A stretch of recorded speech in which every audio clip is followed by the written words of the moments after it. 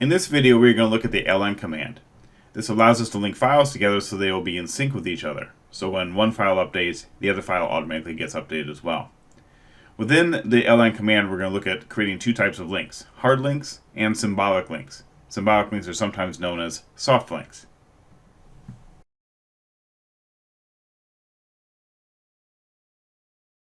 Okay, I'm logged back into the CiderMill server, and we're going to take a look at hard links and symbolic links. I'm going to mostly focus on what it takes to create them, as the book does a pretty good job describing what they are. So we come up here, and I enter pwd, and you can see I'm in my playground folder already on my home directory. If we take a look at that, we have dir1 and dir2, and if I ls into dir1, I have a couple files in there. If I ls into dir2, I have nothing. So the first thing I want to do is I want to create a hard link, and I'm going to create a hard link on this copy.txt. So I'm going to do ln, all right, and then I'm just going to go into my directory 1 and grab copy.txt. I'm going to go into directory 2, and I'm going to just call that hard link. Okay, no file extension, doesn't really need one. All right, so let's take a look. If we go into my ls l dir2, there's my hard link file right there. Okay, and if I cat that,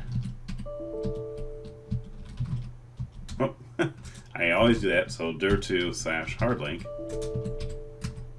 That's the file. Okay, so that's all working good. All right. I want to take a look at one thing though. I want to go ls, and I'm going to go li. Now I is for the inode. I'm going to go into dir1, and I want to look at that copy.txt. And you can see that the inode number is right here. It's 420530. And if I do the same thing, if I go ls li dir2, and I go into that hard link file, you can see it's the exact same inode number. Because basically what's happening is both these files are pointing to the same spot. So far everything's fine. Okay, now I'm going to create a symbolic link. And I'm going to pretty much do the same thing. So ln, I'm going to use the option of s, and I'm going to once again start with dir1, the copy.txt, and I'm going to send that over to dir2, and I'll call this sym_link, okay, for symbolic link. And now I'm going to go in, and I'm going to take a look at that. So lsl dir2, and when I do, one of the things that I can see right off the bat is this is broken because it's highlighted in this red, or I should say the lettering's red. And it may not look that way on your terminal window, and that's perfectly fine, but it's basically broken. And the way I can tell it's broken is I can go cat dir2 symlink, and it doesn't find it. It doesn't see it's there. Okay, so what I'm going to do is I'm going to remove that,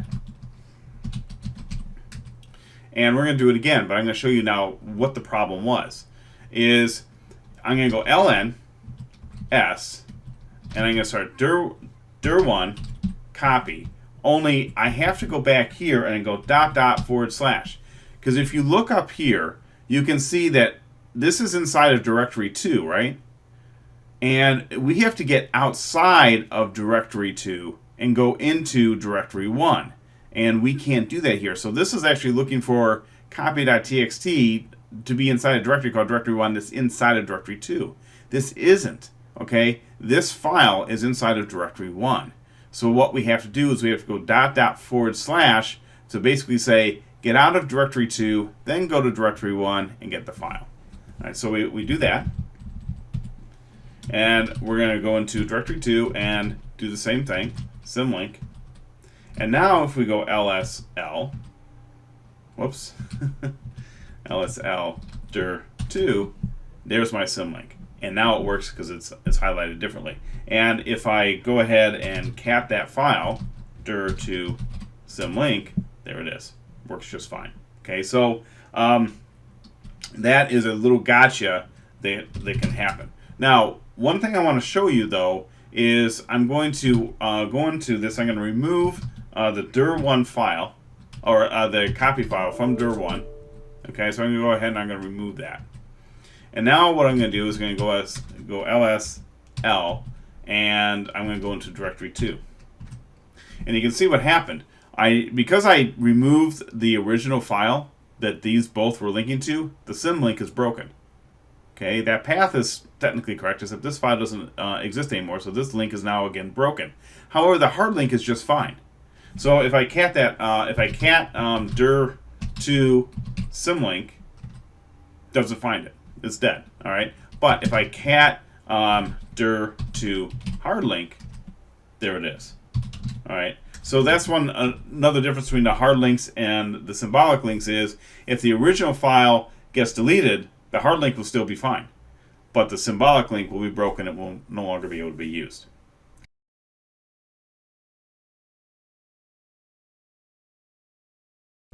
Okay, to summarize, we looked at the ln command, which allows us to link files together so they'll be in sync with each other.